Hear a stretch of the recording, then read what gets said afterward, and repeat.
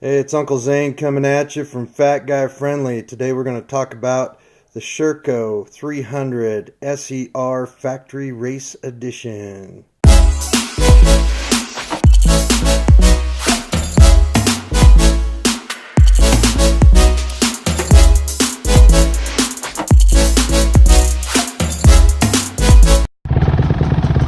First ride on the 2018 Sherco Factory Race Edition. She is pretty.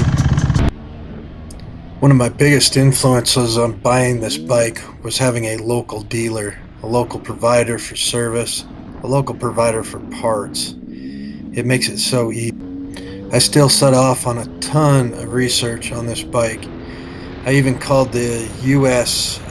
Manager for Sherco, his name's Clay, and asked him what he thought about the bikes, how much availability there were for parts and everything. He told me he'd been in this job for several years and he had never even had to provide a transmission part once for these bikes. So I knew I wanted to join the 300 two-stroke bandwagon. I wanted to test the backcountry agility, lightweight, low-end torque that these new two-strokes provide. I absolutely couldn't believe the difference between these new two-strokes and older two-strokes. I've been riding four-stroke for quite a few years now.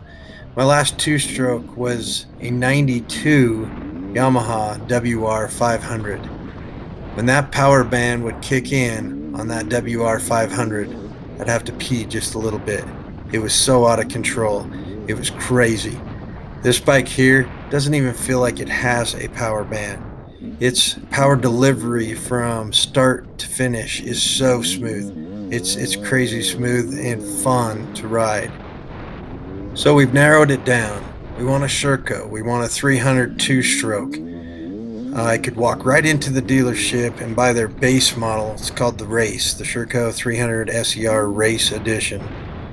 I decided to wait and order the Factory Race Edition because of the suspension mostly. The owner's manual says it's only good from 160 to 188 pounds, but the key notes on it was that it was much stiffer suspension than the race model. This suspension is so fancy pants. I would have not known where to go on the clicks until I got to the owner's manual. It tells me where to go on competition day, it tells me where to go on regular riding, and it tells me where to go on comfort zone. This owner's manual is outstanding. The owner's manual also told me where to tune my carburetor, at least to start tuning my carburetor on altitude, temperature. This is the best owner's manual I've ever seen in my life. It's definitely made for the rider. Here, Fat Guy Friendly.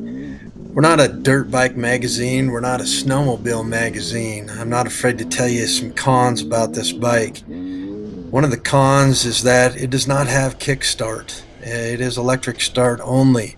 So there is no backup plan. That battery goes to dirt out there. You're a little bit stuck out there. I learned that it will not drag start unless it will at least crank just a little bit or have some battery. You push the start button, it wakes up the ignition, then you can pop the clutch and get it started. I fouled two plugs, fouled them out while I was breaking this bike in.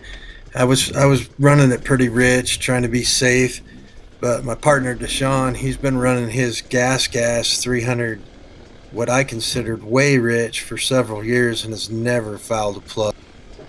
The second time I fouled a plug was during a cold start session on a day we were going for a big ride in the mountains. It was going to be a great day. Sitting there cold started, idling a little rough. Fouled that plug. Didn't have an extra one, so Uncle Zane got to sit in the pickup and sip on some tasty beverages while everybody else got to go have fun. The bike overall is awesome. If you don't watch the World Enduro Super Series, I strongly suggest that you start watching the World Enduro Super Series. The Red Bull Hare Scramble is right around the corner, and this bike is definitely in the top three. You got KTM or Husqvarna 1 and 2. And then you got Sherco. Wade Young, Mario Ramon last year made this bike definitely in the top three all the time. Let's talk about the general pros of this bike. You got low end, mid range, and high end power. Everybody talks about all of it. This bike has a super low end. I mean, I call it electric. The bike sounds electric when it's being just gagged and held back. Super low end torque. It sounds like a little Z50 at idle, and it is a tractor. Another great pro of this bike is the seat. It's comfortable. It sticks to you. The suspension is awesome. It's not just because it's WP in the front and rear. It's how it's valved. It's great. It came with FMF race exhaust, the pipe and the muffler. And Fat Guy Friendly is going to give this bike its stamp of approval.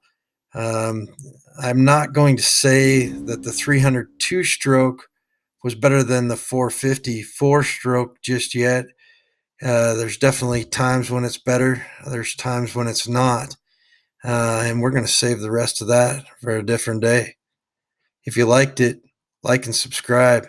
If you didn't like it, like and subscribe. We're going to stick around till they make it Fat Guy Friendly.